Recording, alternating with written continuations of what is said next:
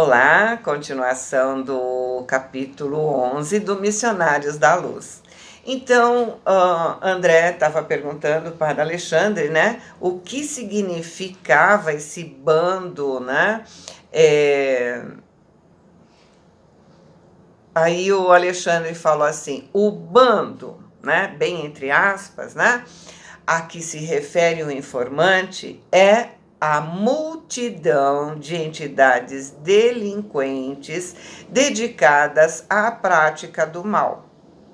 Embora tenham influenciação limitada, em virtude das defesas numerosas que rodeiam os núcleos de nossos irmãos encarnados e as nossas próprias esferas de ação, levam a efeito muitas perturbações, concentrando os impulsos de suas forças coletivas.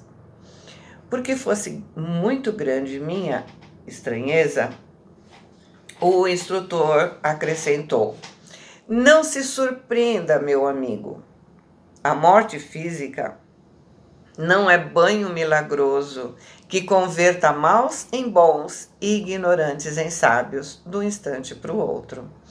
Há desencarnados que se apegam aos ambientes domésticos à maneira de eras às paredes. Outros, em vultuoso número, revoltam-se nos círculos da ignorância que lhes é própria e constituem as chamadas legiões das trevas, que afrontaram o próprio Jesus por intermédio dos obsediados diversos.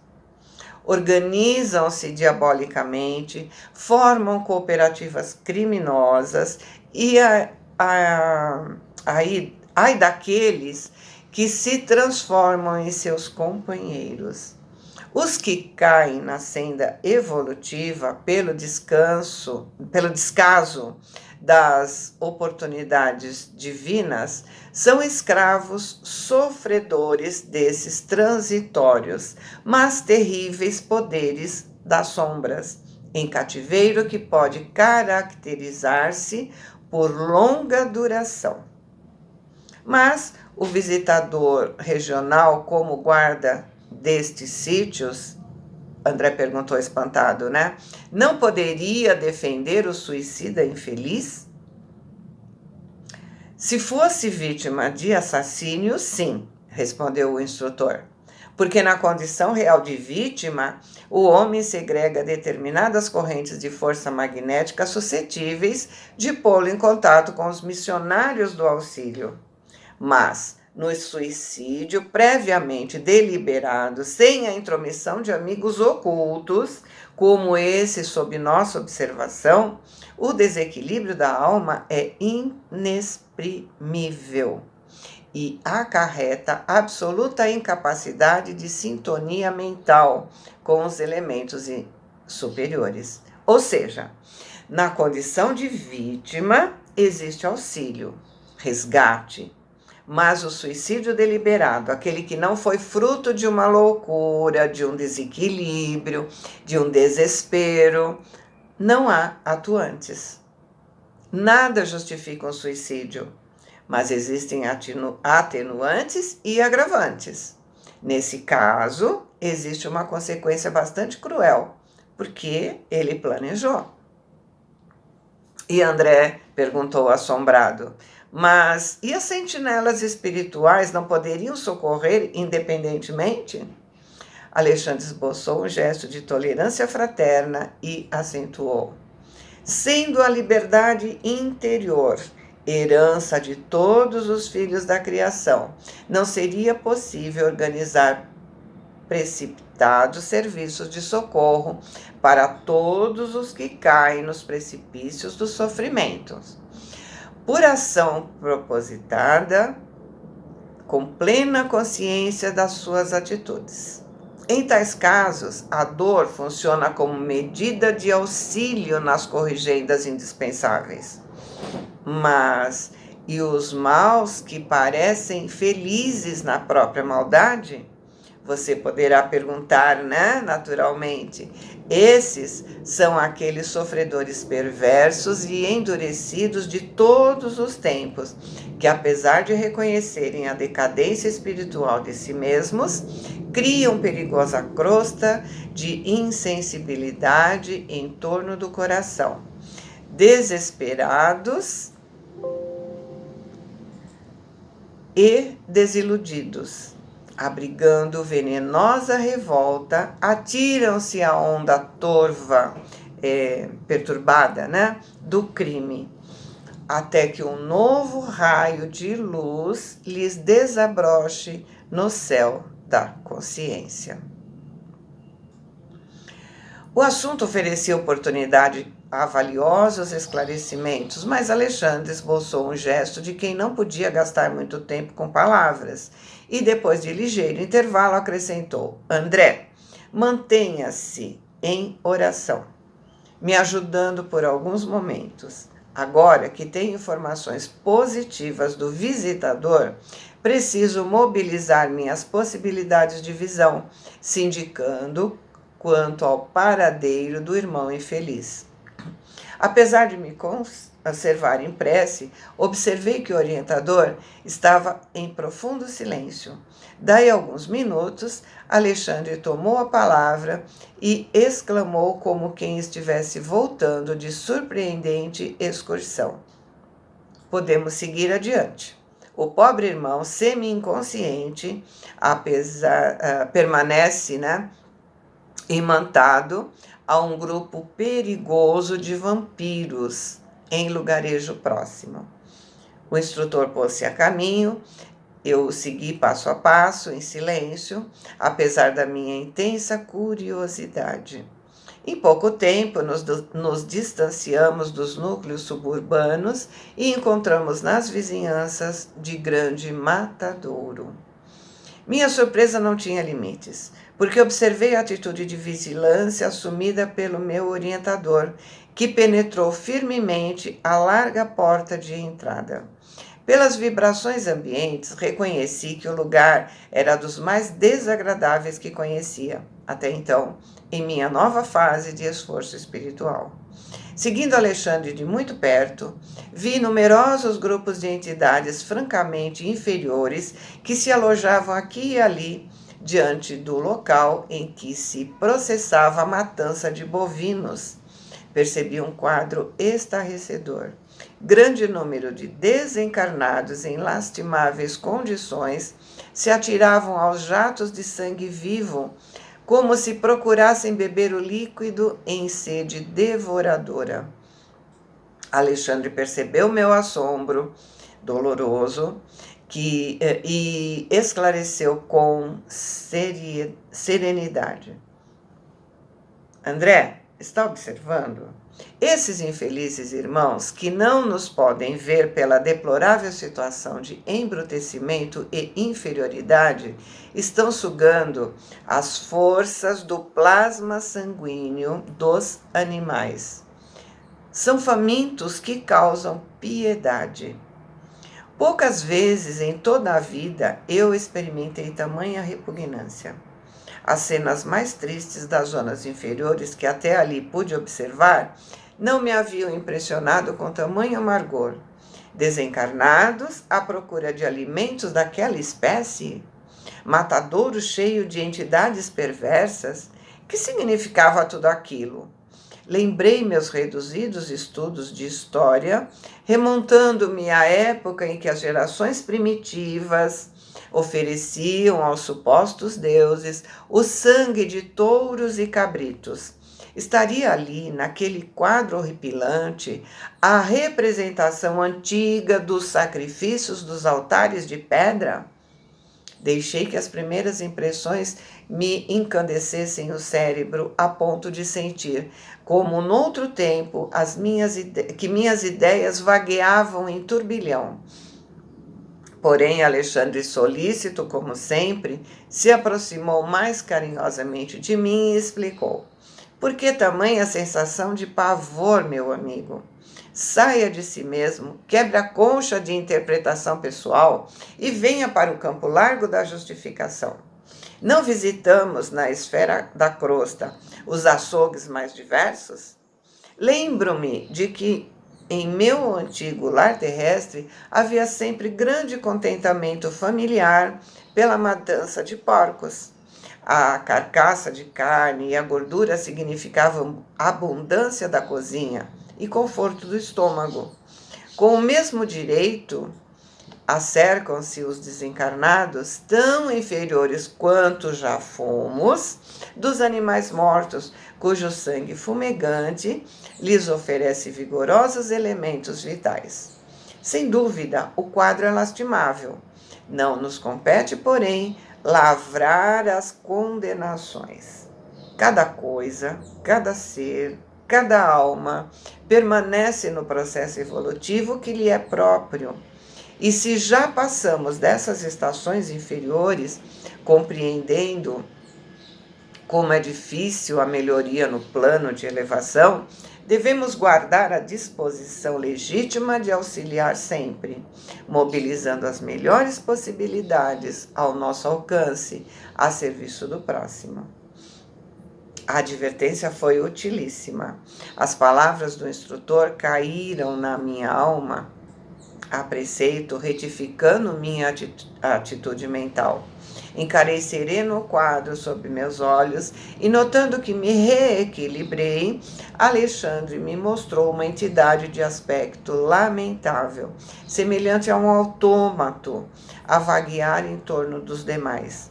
Depois de fixar os olhos quase sem expressão, reparei que a sua vestimenta permanecia ensanguentada. E o instrutor exclamou claramente: é o suicida que procuramos. Eu perguntei espantado: que?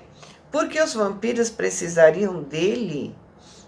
E Alexandre disse: semelhantes infelizes abusam de recém-desencarnados sem qualquer defesa, como esse próprio Raul, né? Esse pobre Raul, dos primeiros dias que se sucedem à morte física, subtraindo suas forças vitais, depois de explorarem o seu corpo grosseiro.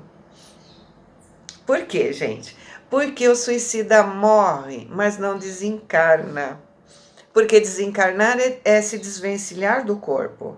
O suicida ainda tem fluido vital. Ele mata o corpo, mas não desencarna. E os vampiros se alimentam desse fluido vital. E André diz: estava atônito, lembrando as antigas informações religiosas sobre as tentações diabólicas, mas o orientador firme na missão sagrada de auxílio comentou: André, não se impressione no sentido negativo. Todo homem, encarnado ou desencarnado, que se desvia da estrada reta do bem, pode vir a ser perigoso gênio do mal. Não temos tempo a perder. Vamos agir socorrendo o desventurado. Seguindo o prestimoso mentor, me aproximei também do infeliz. Alexandre colocou a mão sobre a fronte de Raul e o envolveu em vigoroso influxo magnético.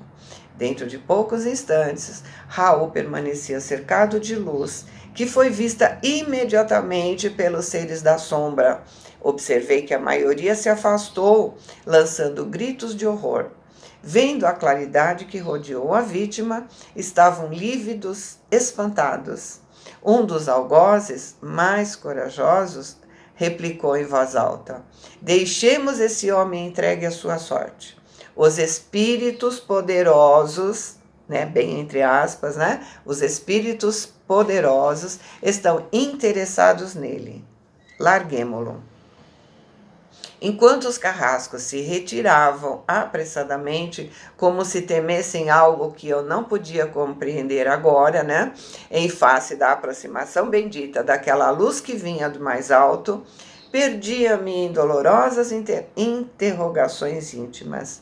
O quadro era típico das velhas lendas de demônios abandonados, abandonando as almas prisioneiras de seus propósitos infernais. As palavras espíritos poderosos haviam sido pronunciadas com indisfarçável ironia. Pela claridade que envolveu o suicida, eles sabiam que estávamos presentes. E, embora fugissem medrosos, nos alvejavam com zombarias.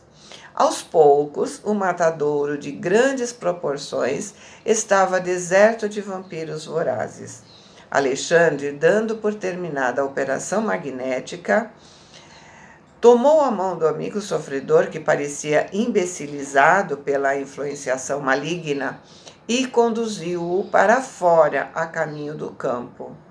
Falou-me bondoso: não guarde no coração as palavras irônicas que ouvimos. Esses irmãos desventurados merecem a nossa maior compaixão. Vamos ao que nos possa interessar. Me recomendou amparar o novo amigo, que parecia inconsciente de nossa colaboração, e depois de alguns minutos de marcha, estacionávamos sob árvore frondosa, depondo o irmão enfraquecido e cambaleante sob a relva fresca. Impressionado com o seu olhar inexpressivo, solicitei os esclarecimentos do orientador, cuja palavra amiga não se fez esperar. O pobrezinho permanece temporariamente desmemoriado. O estado dele, depois de tão prolongada sucção de energias vitais, é de lamentável inconsciência. Em face da minha estranheza, Alexandre acrescentou: que você deseja? Esperaria por aqui o processo do menor esforço? O magnetismo do mal está igualmente cheio de poder, principalmente para aqueles que caem voluntariamente sob os seus tentáculos. Em seguida, inclinou-se paternalmente sobre o desventurado suicida e indagou: irmão Raul, como passa? O infeliz murmurou como se tivesse mergulhado num sono profundo: Eu não sei. Você se lembra da esposa? E o suicida respondeu de modo vago: não. O instrutor se levantou e me disse: a inconsciência dele é total. Precisamos despertá-lo. Em seguida, determinou que eu permanecesse ali em vigilância enquanto buscaria recursos necessários. Não podemos acordá-lo por nós mesmos? Interroguei, admirado. O orientador sorriu e considerou: bem se reconhece que você não é veterano em serviços intercessórios. Você se esquece de que vamos despertá-lo não só para a consciência própria, mas também para a dor? Romperemos a crosta de magnetismo inferior que envolve, e Raul regressará ao conhecimento da situação que lhe é própria. Entretanto, sentirá o martírio do peito varado pelo projétil. Rugirá de angústia ao contato da sobrevivência dolorosa criada por ele mesmo. Ora, em tais casos, as primeiras impressões são francamente terríveis e escoam-se algumas horas antes do seguro alívio. E como outras obrigações esperam por nós, será conveniente entregá-lo aos cuidados de outros amigos. Ou seja, ele vai sentir as dores da morte novamente, vai remorrer, né? Seria muito sofrimento, seria um morrer novamente. As observações me calaram profundamente.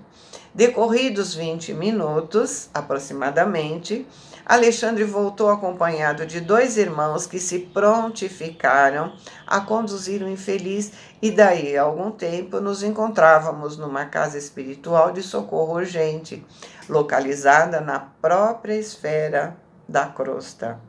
Via-se que a organização atendia a trabalhos de emergência, porque o material de assistência era francamente rudimentar. Adivinhando meu pensamento, Alexandre explicou. No círculo de vibrações antagônicas dos habitantes da crosta, não se pode localizar uma instituição completa de auxílio. O trabalho de socorro, desse modo, sofreria incontestável deficiência. Essa casa, porém, é um hospital. Deposto Raul num leito-alvo, o devotado instrutor começou a aplicar passes magnéticos sobre a região cerebral dele. Não se passou muito tempo e o infeliz lançou um grito estertoroso, quer dizer, um som parecido com o ruído de água fervente, né? A respiração agônica, né? E vibrante, dilacerando o meu coração. Eu morro, gritava Raul em suprema aflição, tentando agora escalar as paredes. Acudam-me por caridade. E, comprimindo o peito com as mãos, exclamava em tom lancinante: Meu coração está partido, ajudem-me, não quero morrer. Enfermeiros solícitos o amparavam com atenção, mas o paciente parecia tomado de horror. Olhos esgazeados em máscara de sofrimento indefinível, continuava gritando estentoricamente, ou seja, muito forte, né? Como se houvesse acordado de um pesadelo angustioso. Esther, Esther, chamou o infeliz, recordando a esposa devotada. Venha em meu auxílio, pelo amor de Deus. Socorra-me. Meus filhos, meus filhos. Alexandre acercou-se dele paternalmente e observou. Raul, tenha paciência e fé no divino poder. Procure enfrentar corajosamente a situação difícil que você mesmo criou e não invoque o nome da companheira dedicada, nem chame pelos filhos amados que deixou na sua antiga paisagem do mundo, porque a porta material de sua casa se fechou com seus olhos. Se você tivesse cultivado o amor cristão, prezando as oportunidades que o Senhor lhe confiou, seria fácil, num momento desses, regressar ao ninho afetuoso para rever os entes amados, ainda que eles não conseguissem identificar a sua presença. Mas agora, meu amigo, é muito tarde. É necessário aguardar outras oportunidades de trabalho e purificação, porque a sua oportunidade com o nome terrestre de Raul está finda. Imenso pavor estampou seu semblante, né? E ele revidou. Porventura estarei morto? Não sinto o coração varado de dor? Não tenho as vestes ensanguentadas? Será isso morrer? Absurdo! Muito sereno, o bondoso instrutor voltou a falar. Não empunhou sua arma contra o próprio peito?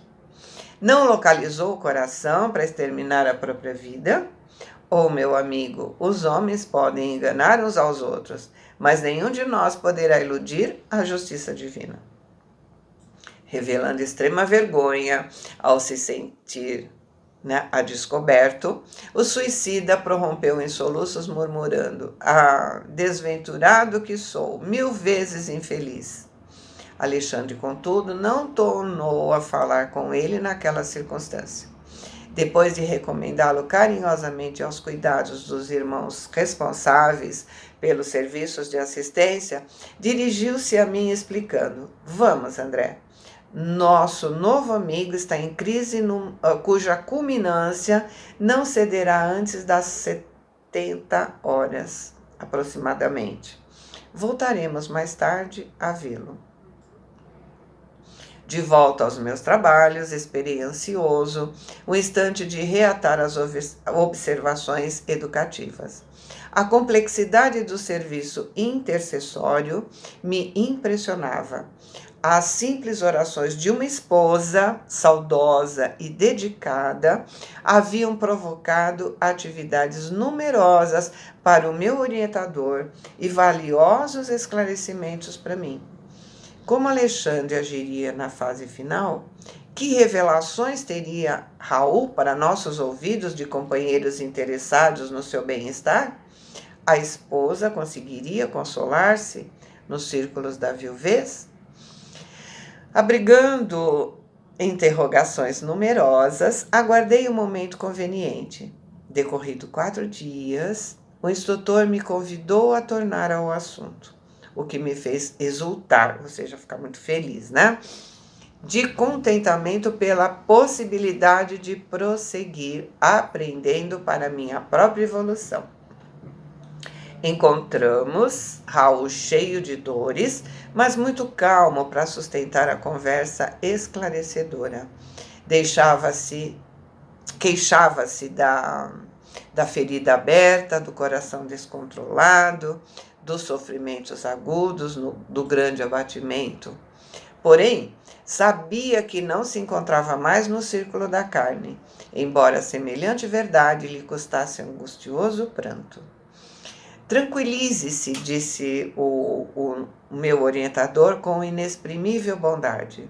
Sua situação é difícil, mas poderia ser muito pior. Há suicidas que permanecem agarrados aos despojos cadavéricos por tempo indeterminado, assistindo à decomposição orgânica e sentindo os ataques dos vermes vorazes. E o mísero suspirou, dizendo: ai de mim, porque além de suicida, sou igualmente criminoso. E aí eu vou parar para contar a história dele. Ok? Vamos à terceira parte?